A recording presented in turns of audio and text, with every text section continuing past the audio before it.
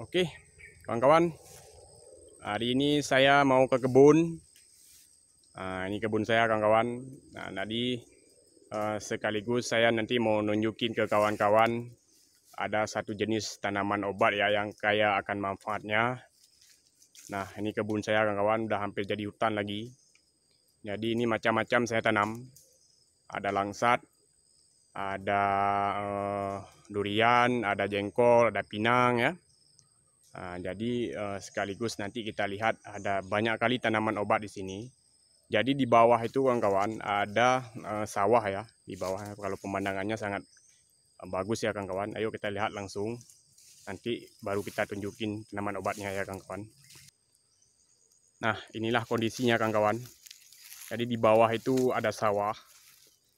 Jadi kalau misalkan kita mau pelihara bebek ya, sangat mantap ya kawan-kawan. Cuma yang harus kita waspadai aja seperti ular ya. Nah, ini kawan-kawan, pemandangan di bawahnya. Nah, inilah kawan-kawan, pemandangannya. Itu termasuk sawah saya juga ya, di bawahnya itu. Sudah saya tanam, cuman kebetulan ke sana itu nggak bisa kita tanam lagi. Jadi ya segitulah yang bisa kita manfaatkan. Jadi sekarang kita tunjukin jenis tanaman yang bisa kita manfaatkan kawan-kawan. Oke, kita langsung aja. Bismillahirrahmanirrahim. Assalamualaikum warahmatullahi wabarakatuh.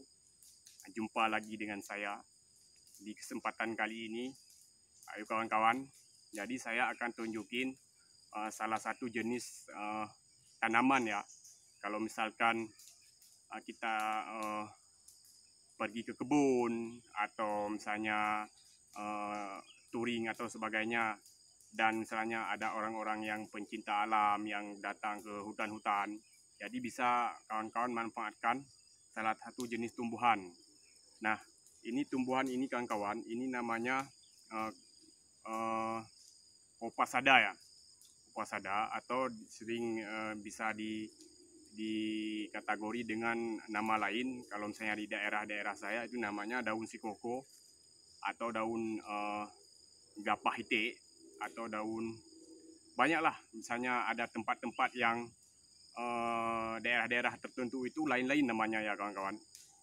Itu sering misalnya daun sikoko, daun gapahlan, atau bisa dibilang apa namanya, bisa dibilang kalau misalnya kita kategori tanaman liar lah.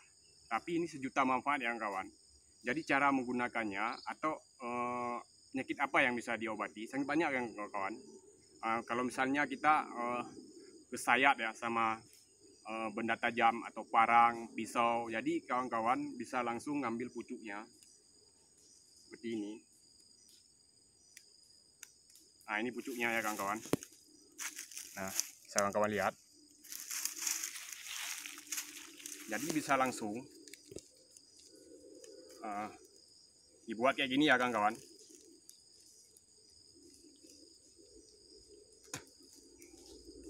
Nah, ini langsung dioleskan atau ditempel di mana tempat yang kesayat, baik parang, pisau, ataupun sebagainya. Ini sangat ampuh ya kawan-kawan untuk mengobati infeksi. Kalau misalnya kita di hutan, kan tidak mungkin kita cari pertolongan pertama, misalnya langsung ke rumah sakit atau tempat medis lainnya. Jadi langsung ini daun ini dibuat kayak gini, langsung ditaruh di tempat yang kesayat parang. Atau misalnya untuk obat-obat lain itu kayak manfaat juga kawan-kawan. Misalnya sakit lambung dan sebagainya, bisa kawan-kawan cari tahu di tanaman herbal lainnya atau di video-video saya selanjutnya. Nanti akan saya bahas lagi lebih dalam. Jadi untuk sementara saya hanya menjelaskan fungsi daripada kalau misalkan kita ke hutan atau ke kebun, jadi langsung ini ditaruh di tempat yang kena sayat pisau atau parang kawan-kawan. Nah, ini tanaman ini kawan-kawan, ini sering kita jumpain. Bahkan kalau misalnya di jalan-jalan yang menuju ke kebun, ini sangat banyak ya kawan-kawan. Jadi jangan salah kawan-kawan. Biarpun tanamannya nampak kayak gini, tapi manfaatnya luar biasa ya kawan-kawan. Oke kawan-kawan. Jadi kalau misalkan kita ke kebun, ke cari-cari, misalnya gimana ya kita bilang, ke hutan.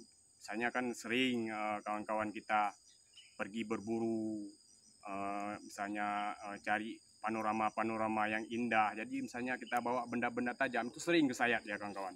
Nah, nggak usah khawatir. Jadi tanaman ini kalau misalkan kita oleskan tempat kesayat, ini nggak akan infeksi ya kawan. Bahkan begitu kita taruh dia nggak perih, dia dingin.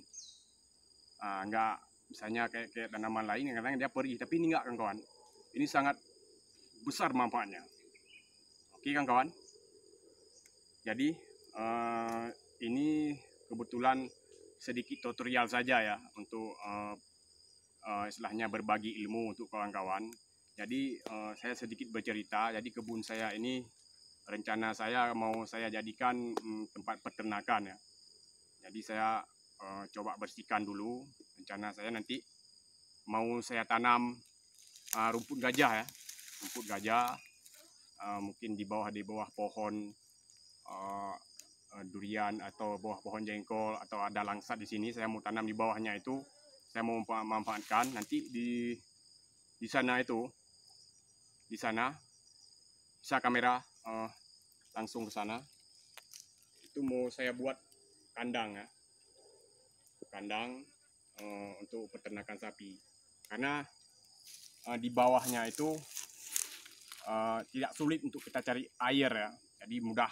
Kalau misalnya di daerah-daerah gunung lain, misalnya kan di bawahnya kan karang.